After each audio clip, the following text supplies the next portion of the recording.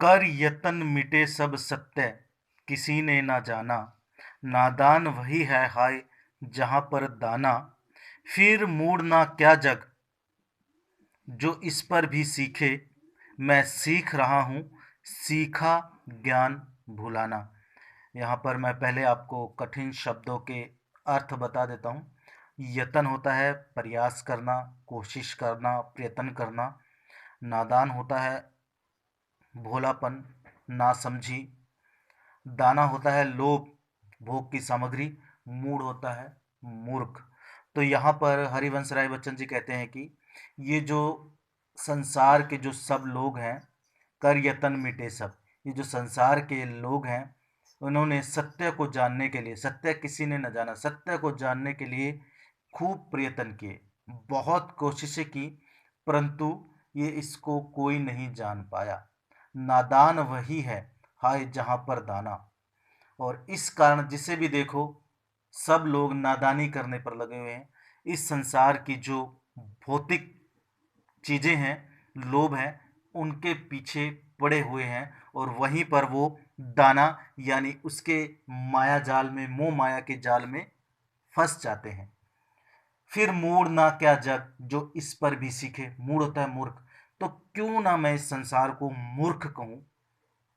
मुझे तो ये पूरा संसार मूर्ख दिखाई पड़ता है, जो ये भूल गया है कि सत्य को जानने के लिए सबने कितने प्रयत्न किए, लेकिन वो फिर भी इस मोह माया के जाल में फंस गए हैं। तो फिर कवि जी कहते हैं कि इतनी नादानी करने पर भी क्या फिर मैं इस संसार को मूर्ख ना कहूं। मूर्ख ना कहूं तो क्या कहूं। और मैं तो ये जो संसारिक ज्ञान है, लोभ वाला, जो मैंने अर्जित किया है, इस ज्ञान को भुलाना चाहता हूँ। क्योंकि जो मैं सीख चुका हूँ, मुझे इस प्रकार के ज्ञान की कोई भी इच्छा नहीं है। मैं और जग और कहाँ का नाता। मैं बना बना कितने जग रोज मिटाता। जग जिस पृथ्वी पर जोड़ा करता वैभव, मैं प्रति पग से उस पृथ्वी को ठुकराता। तो मैं फिर एक बार आपको यहाँ इस पहरे में जितने भी कठिन शब्द हैं, उनका अर्थ आपको बता देता हूँ। नाता से आप समझ सकते हो, संबंध होता है। जग इस संसार से लिया गया है। और वैभव सुख समृद्धि होती है। प्रति मैंने हर, और पग मैंने कदम। हर कदम, हर पल, हर कदम कदम पर आप ये कह सकते हो। तो मैं और, यहाँ पर कवि कहता है कि मैं और हूँ, और ये जो संसार है ये कुछ और है। मेरा इस संसार के साथ किसी भी प्रकार का कोई संबंध नहीं बैठता। क्यों? क्योंकि ये जो संसार है, इसकी जो चाल है वो बिल्कुल अलग है। क्योंकि जो संसारी लोग हैं, इस संसार के, इस दुनिया के लोग हैं, वो दुनियादारी निभाने में लगे हुए हैं। और मैं भावना को महत्व देता हूँ, क्योंकि मुझे इस संसार से किसी प्रकार का कोई भी संबंध स्थापित होता हुआ नहीं दिखता। क्योंकि जो मैं सोचता हूँ, जो मेरी सोच है, वो कुछ और है, और ये जो संसार की सोच है वो कुछ और है। इसीलिए मेरा इसके साथ किसी भी प्रकार का कोई नाता नहीं लगता। मैं रोज रोज न जाने, अभी कवि कहता है कि मैं बना बना कितने जग रोज मिटाता। मैं रोज न जाने कितने नए संसारों की रचना करता हूँ। और जब मुझे उस संसार में आदर्श समाज की स्थापना नहीं होती दिखती, तो मैं उस संसार से असंतुष्ट होकर उसको मिटा डालता हूँ। कहने का भाव है कि मैं रोज एक आदर्श समाज की कल्पना करता हूँ, परंतु जब वो कल्पना मुझे साकार होते हुए नहीं दिखती, तो मैं उसको मिटा डालता हूँ। जग जिस पृथ्वी पर जोड़ा करता वैभव, मैं प्रति पग से उस पृथ्वी को ठुकराता। और कवि कहता है कि ये जो संसार है, ये इस पृथ्वी पर, इस संसार में धन दौलत को इकट्ठा करना, इकट्ठे करने में लगा हुआ है। मैं इस प्रकार की चीज़ों को पूरी तरह से ठोकर मारता हूँ, जहाँ पर धन दौलत को सम्मान दिया जाए, मान दिया जाए, भावनाओं की कोई कदर ना हो, मैं ऐसे संसार को ठुकराता हूँ, क्योंकि मुझे सुख वैभव और धन समृद्धि की कोई भी किसी प्रकार की चाहत नहीं है। मैं निज रोदन में राग लिए फिरता हूँ, शीतल वाणी में आग लिए फिरता हूँ। हो जिस पर भूपों के प्रासाद निछावर, मैं वह खंडर का भाग लिए फिरता हूँ। तो मैं फिर आपको एक बार जो कठिन शब्द हैं उनके अर्थ बता देता हूँ। निज को निज पहले भी मैंने आपको बताया है कि अपना होता है।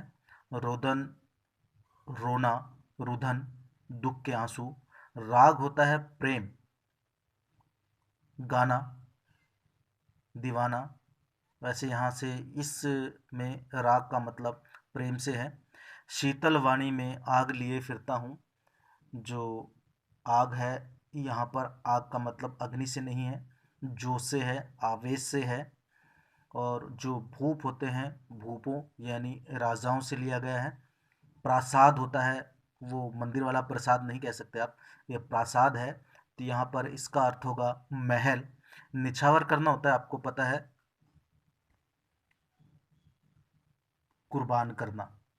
और जो खंडहर होते हैं वो अवशेष, बचे हुए अवशेष, यानी खंडहर किसी भवन के बचे हुए अवशेष से ले सकते हो आप, यानी टूटा फूटा घर या मकान या महल आप कह सकते हो। तो मैं फिर आपको अब इसका भाव बता देता हूँ। मैं निज रोदन में राग लिए फिरता हूँ।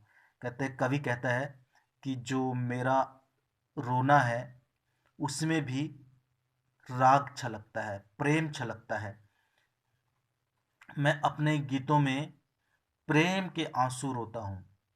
कहने का मतलब है कि जो मैं गीत हैं उनमें आंसू आपको जो दिखाई देते हैं वो भी प्रेम से भरे हुए हैं, यानी मेरे गीतों में प्रेम के आंसू मैं रोता हूँ। अब फिर कभी कहता है कि शीतल वाणी में आग लिए फिरता हूँ। जो मेरी वाणी है वो कोमल जरूर है, लेकिन उसमें भी जो प्रेम की लालसा है वो तीव्र है, ऊर्जा के समान है, उसमें गर्माहट है, उष्मा है। तो इसीलिए कवि ने कहा है कि शीतल वाणी में भी आग लिए फिरता हूँ, यानी जो मेरी प्रेम रूपी मीठी वाणी है उसमें भी आग यानी उष्मा महसूस होती है। अब ये लाइन हम पहले उठाएंगे। मैं वह खंडर का भाग लिए फिरता हूँ।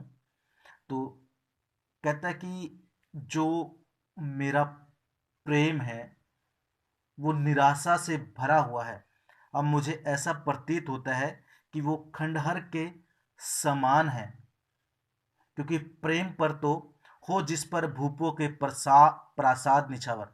कहते कि राजाओं ने भी प्रेम में इतना गहरा आकर्षण होता है कि जो बड़े बड़े राजा होते हैं वो भी अपने महल को छोड़कर प्रेम के दीवाने हो जाते हैं। और मैं भी उसी मूल्यवान प्रेम को अपने मन में बसाए हुए हूँ, जिसको तो पाने के लिए बड़े बड़े राजा अपने महल राज्य तक को निछावर कर देते हैं।